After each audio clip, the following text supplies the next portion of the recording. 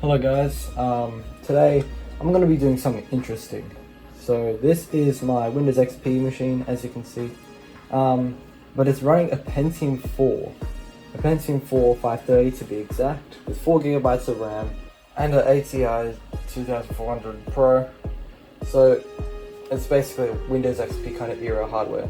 However, the later revisions of the Pentium 4 530 supported 64-bit. So what I want to test today is, can we get Windows 11 to run on this CPU that is 21 years old? Remember, we only have one core and 2 threads. This is barely going to survive. But I'm going to go create the Windows 11 installer and I'm going to see if this will boot. But first, before I create the installer, I need to mention I will be using I'll be using Rufus to bypass like TPM 2.0 checks and all that, because well, this obviously doesn't have any sort of TPM. This isn't before time it even existed. What I will do is I will put in an SSD instead of a hard drive. So currently we're off the hard drive and Windows XP runs fine on hard drives. But we're going to put it on an SSD and we're going to try and run it from there, since hard drive is going to be too slow and the one in here is 40GB. It's not going to suffice for Windows 11. The drive has been formatted, so here we have our USB hard drive that has Windows 11 on it. Little patches. I'm now going to plug it into the system and we're going to boot off of it. Now what I've also done is I've installed a 120GB SSD just so we'll be able to install Windows 11 easily. Menu. Okay, here we go. Our disk. Okay, and we have the USB hard drive. Okay, let's see if this will boot. No way. It's actually starting Windows 11. Will we get the loading circle though? It is taking longer than usual, and I remember when I was installing Windows 11 on a Core 2 Duo system, it took a while to like load everything into RAM or something like that, and that's why we were sitting here for a while. So we'll just have to wait and see.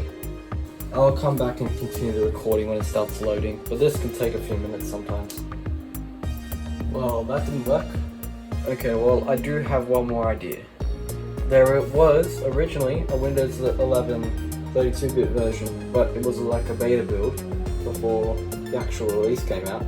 So if I can track down the 32-bit version of that beta, then maybe we can get it running on this Pentium 4.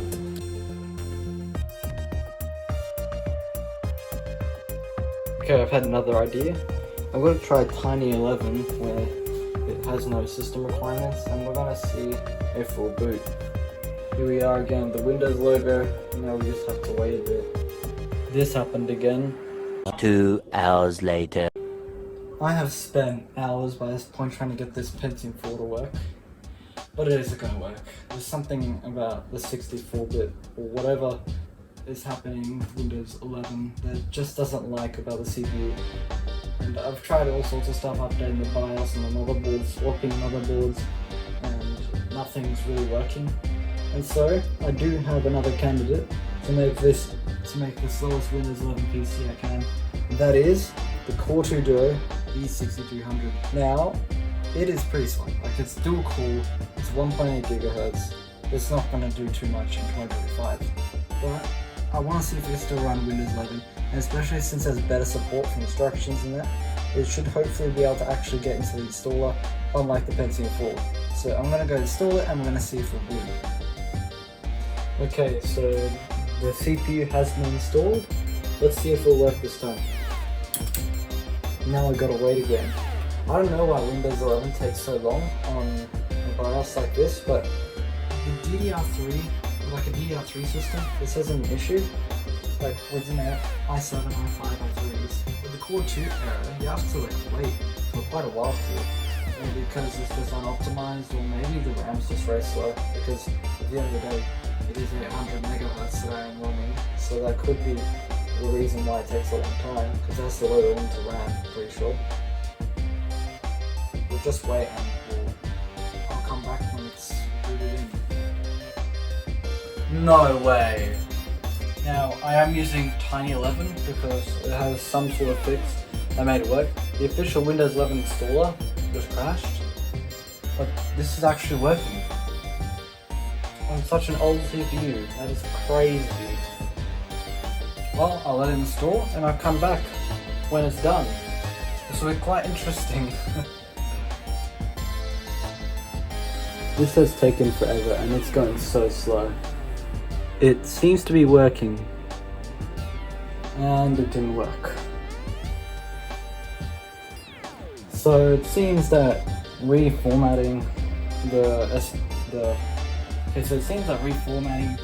seems to... Okay, so it seems reformatting the hard drive actually worked, because now we're actually loading into Windows, which is actually quite cool. I wasn't expecting this.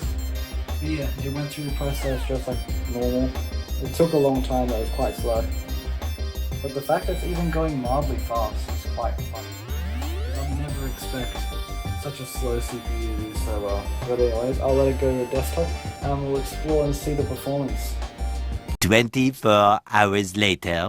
So by this point, this has taken days and I've gotten nowhere.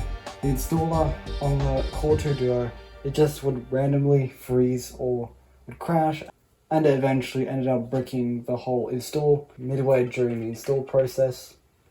And so I think it's a problem with power, but I want to make this run on the oldest hardware I have, not necessarily the slowest.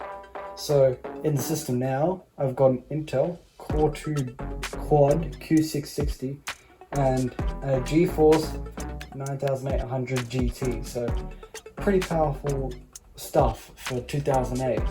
So I'm going to turn it on and we're going to run through the install again. We're still going to use Tiny 11 and we're going to see if this will work. Let's hope this works.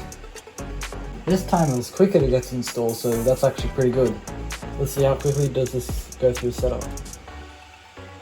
Oh yeah, it's going faster than the Core 2 E6300. I might also think of overclocking the CPU in the future, maybe for a separate video. But anyways, I'll go through the installer and we'll see if this works. Okay, time to try regular Windows 11 maybe. This is so horrible. 1 week later.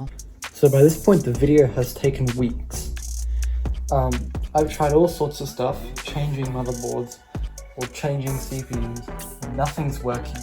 However, I think we may have a potential solution, and that this motherboard here, this Foxconn P45AL, has a P45 chipset, which is newer and probably will have better Windows 11 support, whereas the other motherboard that I had was a P965, which probably doesn't support Windows 11 properly, since it's from 2006 and back then you didn't need as many requirements for like ACPI tables or whatever.